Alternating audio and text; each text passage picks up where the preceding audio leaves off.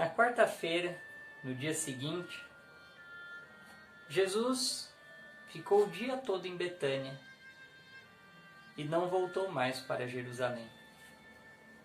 No dia anterior, havia sido o ápice, o cume da sua mensagem, tanto aos fariseus e ao povo judeu, como também aos seus discípulos. Não havia mais nada para falar, não havia mais nada para explicar para aquele povo de coração duro, que eles fossem capazes de entender. Por isso Jesus se reserva em Betânia e oferece aos seus mais amados discípulos o consolo de que no último dia, antes da sua paixão, ele dedicasse a sua presença a estar com Marta, Maria, Lázaro, os apóstolos. Mas, nesse momento, é o dia em que acontece o protagonismo de Judas. Naquele dia em que Deus se recusa a entrar em Jerusalém, como cumprimento das censuras que ele havia feito.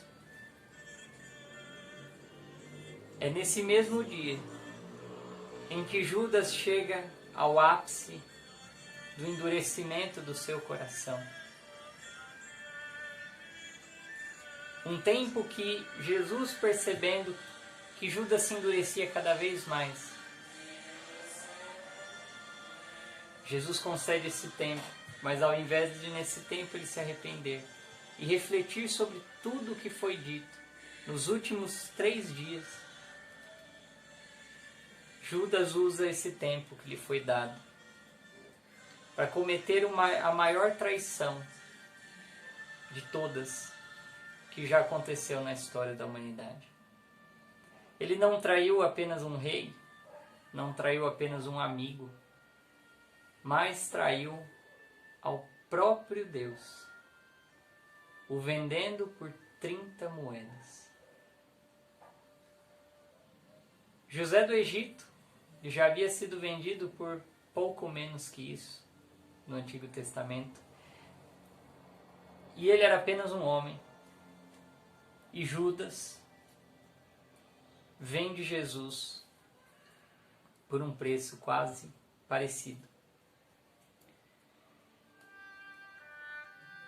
Os fariseus haviam combinado que eles não matariam Jesus na Páscoa, mas que matariam Jesus depois da Páscoa, porque eles tinham medo que o povo se revoltasse, destruísse o templo ou fizesse qualquer mal contra eles. O povo que havia sido curado, que havia sido ensinado, que havia visto tantos prodígios e que haviam seguido Jesus. Mas Jesus havia dito aos seus discípulos que ele morreria na Páscoa.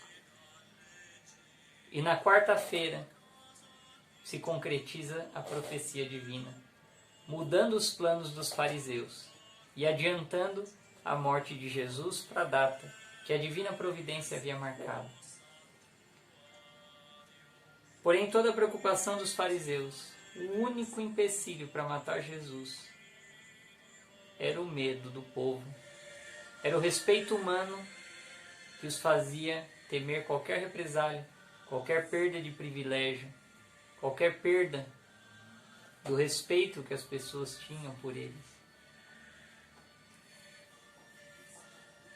E naquele dia acontece aquele satânico diálogo, onde Judas, sabendo das intenções dos fariseus, começa a buscar uma ocasião para entregar Jesus escondido, sem que o povo esteja presente,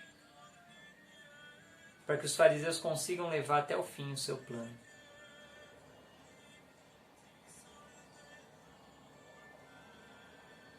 E Judas, sabendo que tinha poder e ocasião para entregar Jesus, por saber onde ele estava, onde ele andava e onde ele se retirava, ele oferece então um acordo com os fariseus. E dizendo para eles que ele poderia fazer isso, ele pergunta: o que vós me dareis?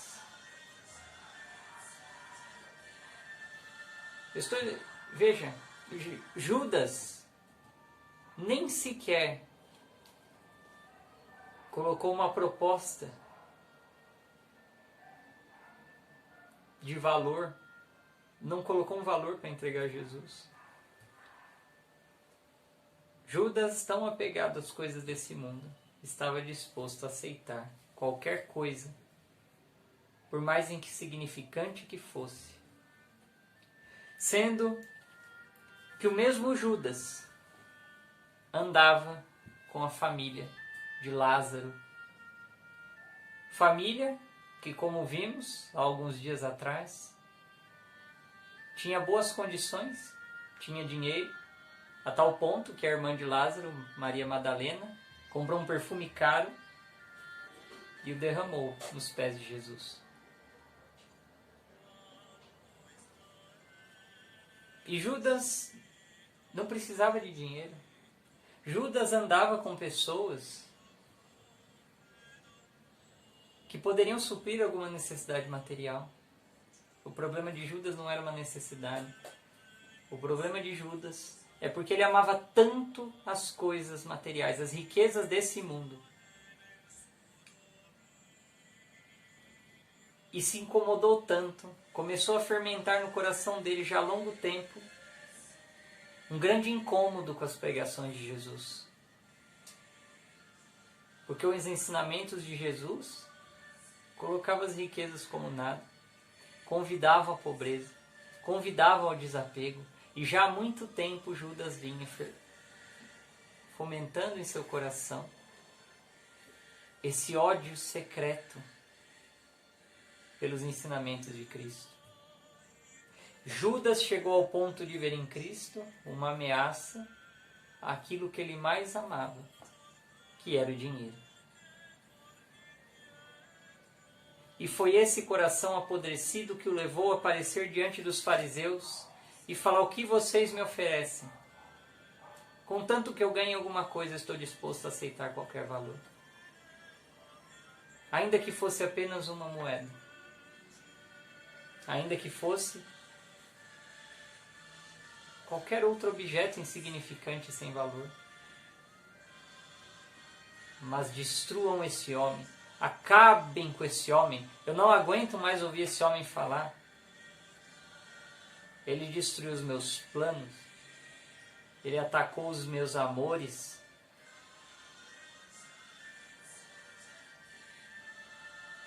Esse Cristo acabou com a minha vida, me fazendo por 3 anos e meio andar ao seu lado.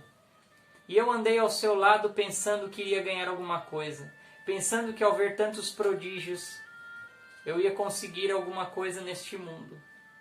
Mas eu só consegui pobreza, dores, cansaço. Eu não aceito isso. Eu quero ser ressarcido por todo o prejuízo que Jesus me deu nesta vida, fazendo eu perder tempo andando com Ele. E por isso eu pergunto a vocês: o que vós me ofereceis? Os fariseus então acordam 30 moedas, insignificantes 30 moedas. O que mostra que Judas não estava preocupado com uma quantia de dinheiro. Judas estava preocupado em arrumar um jeito de fazer alguém se livrar de Jesus porque ele mesmo não tinha coragem. E essa falta de coragem de eliminar Jesus da vida dele, ou de chegar para Cristo e falar assim: eu não te seguirei mais. Eu não quero seguir o que você está me ensinando. Ele não teve essa coragem.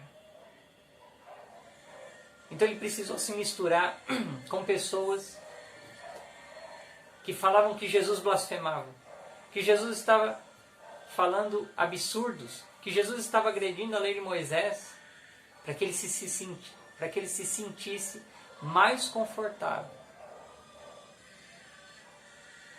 quando alguém se livrasse de Jesus no lugar dele, sem ele ter feito nada, apenas dado uma informação. Os sacerdotes se alegram com essa notícia, essa ocasião tão propícia para cumprir as más intenções deles. E então eles determinam que vão executar o plano no dia solene da Páscoa.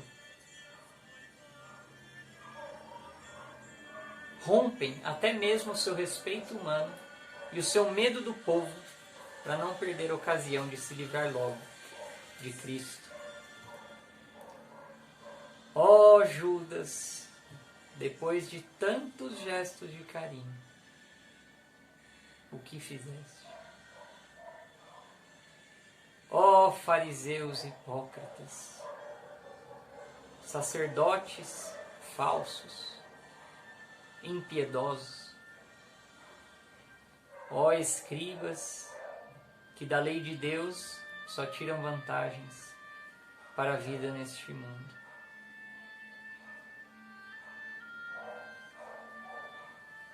Por que fizestes isso?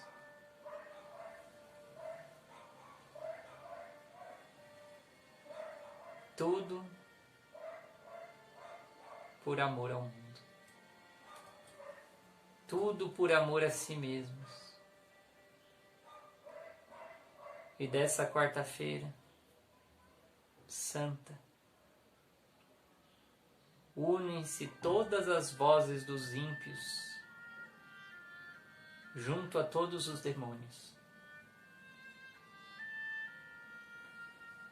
É nesse momento que, ao contrário do que aconteceu no nascimento de Jesus, quando todo o coro angélico cantou glória nas alturas, é nessa quarta-feira que todo o coro demoníaco canta que esta é a hora. Esta é a hora do poder das trevas. Do mais profundo dos infernos, sobe aquele clamor de Satanás: não servirei.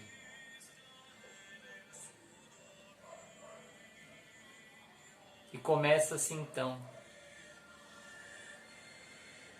toda a mobilização dos exércitos de Satanás. Os próprios demônios, vendo que havia chegado a hora da vingança, eles então começam a se organizar e a planejar todas as maldades que se seguiriam nos próximos dias. Todos os requintes de crueldade que eles inspirariam em todos aqueles homens, em Anás, em Caifás, nos fariseus, em Pilatos, nos soldados, no povo. Todo medo, desespero que eles inspirariam nos seus discípulos.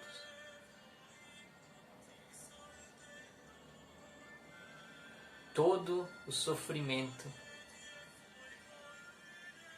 onde havia chegado a hora em que todo o inferno teria total permissão divina de fazer o que quisesse.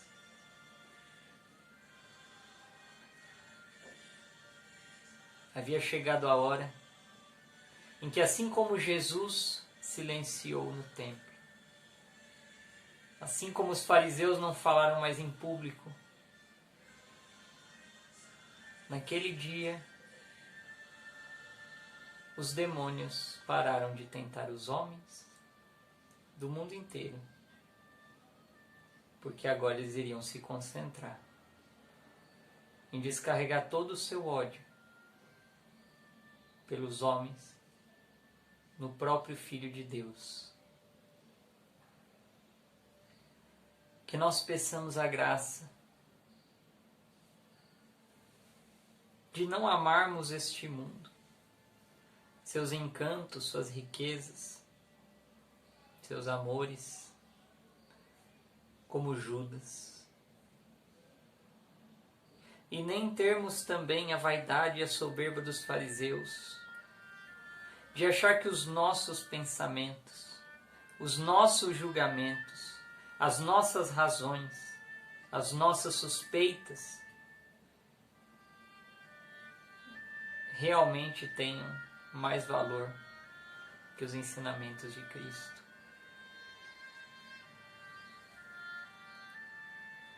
Peçamos a graça ao Senhor de que desçamos da cadeira do juiz para nos sentar no banco do réu, que é o nosso lugar. Ave Maria.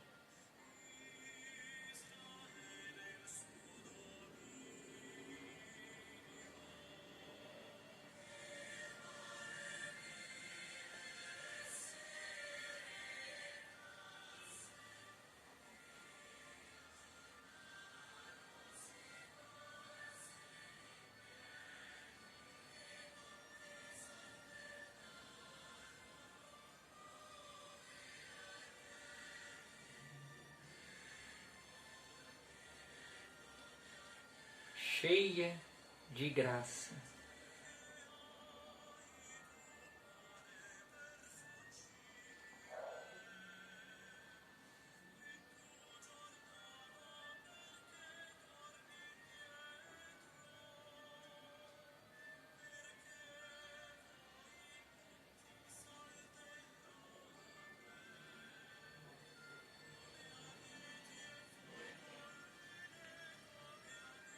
O Senhor é convosco.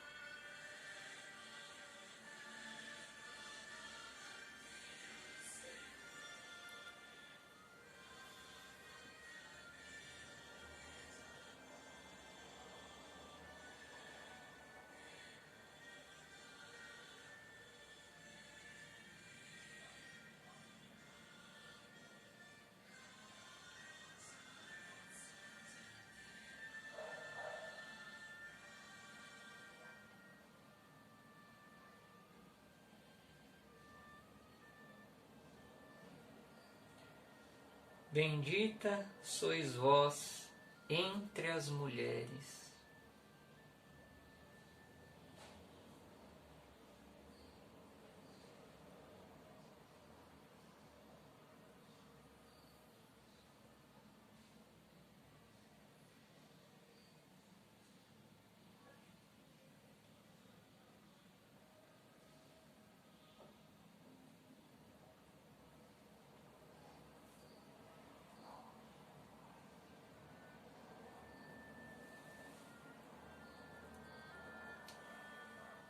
E bendito é o fruto do vosso ventre, Jesus.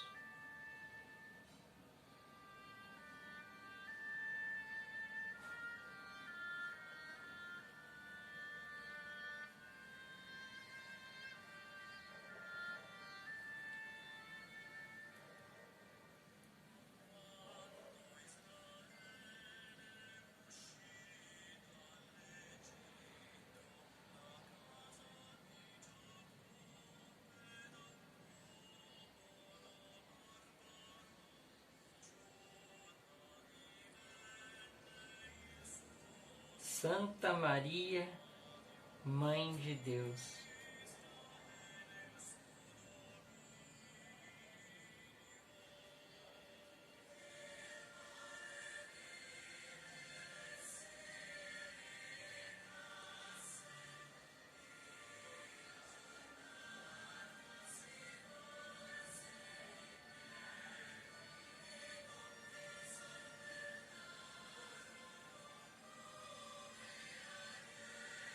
rogai por nós, pecadores,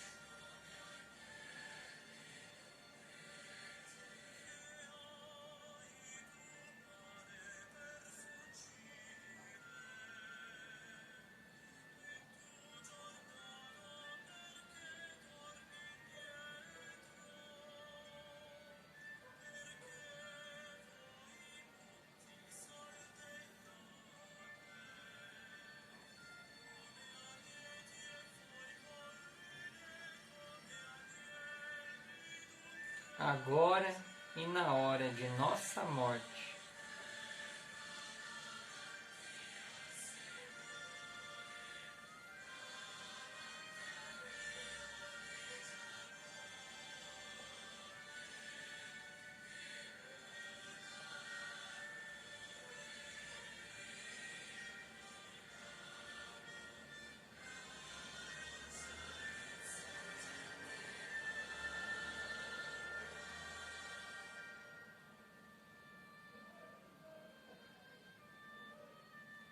Amém.